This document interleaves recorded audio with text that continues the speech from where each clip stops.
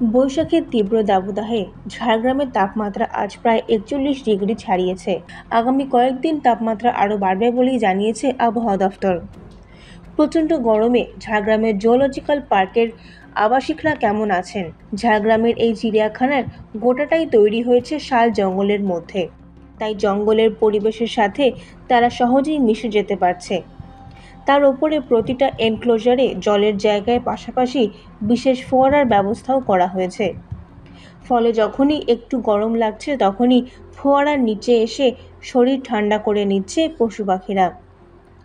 তাদের জন্য আলাদা করে স্নানের ব্যবস্থাও করা হয়েছে।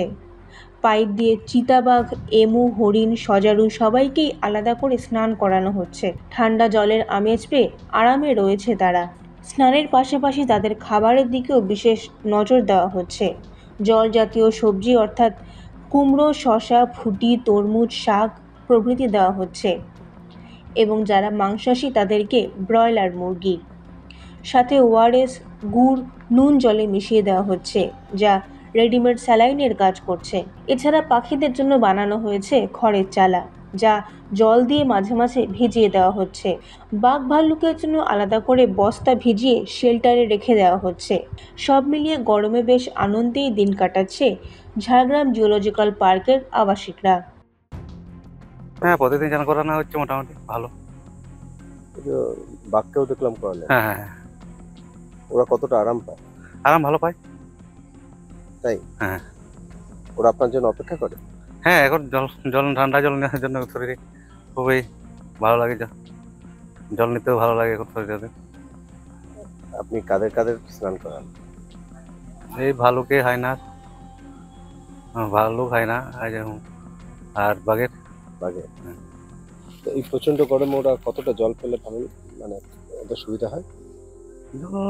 অনেকটা, মানে যতটা দেওয়া যায় ভালো লাগে তাদের।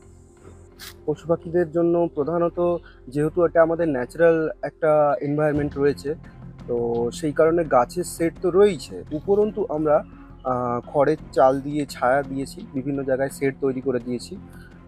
শেডে বিভিন্ন সময় জল দেওয়া হয় যাতে শেডটাও ঠান্ডা থাকে এবং ভেতরে শেডের ভেতরে অ্যানিমেলও কমফর্ট পায় একটু।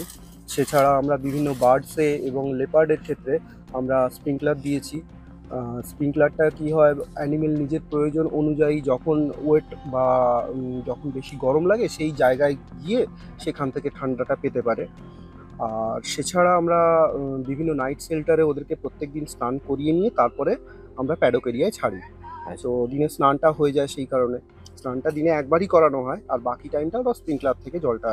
ফ্যান আমাদের বিশেষ করে লেপার্ডের জন্য ফ্যানটা আমাদের নেওয়া হয়েছে, সেটা আমাদের নাইটে দেওয়া হয়ে থাকে। নাইটে হচ্ছে ফ্যানগুলো দিয়ে যাতে নাইট শেল্টার থেকে ওরা হাওয়াটা পায় আর কি, নাইট শেল্টার গরমেটা। তবে অন্যান্যদের ক্ষেত্রে ফ্যানের নেই, শুধুমাত্র লেপার্ডের ক্ষেত্রে আছে। হ্যাঁ, দুপুরের সময় আমরা কি করি, যে প্যাডক এরিয়া যেটা অ্যানিমেল বের হয়ে এনক্লোজারের ভেতরে ঘোরাঘুরি করে, ওই এরিয়াটাকে আমরা পুরো ওয়েট করে দিই, পুরো ভিজিয়ে দিই। ভিজিয়ে দিলে কি হয়, যে ওইখানে সারফেসটা ঠান্ডা থাকে, তো ঠান্ডা সারফেস থেকে ওরা একটু কমফর্টনেস পায়। ঝাড়গ্রাম থেকে নিজস্ব প্রতিনিধির রিপোর্ট, এএনএম নিউজ।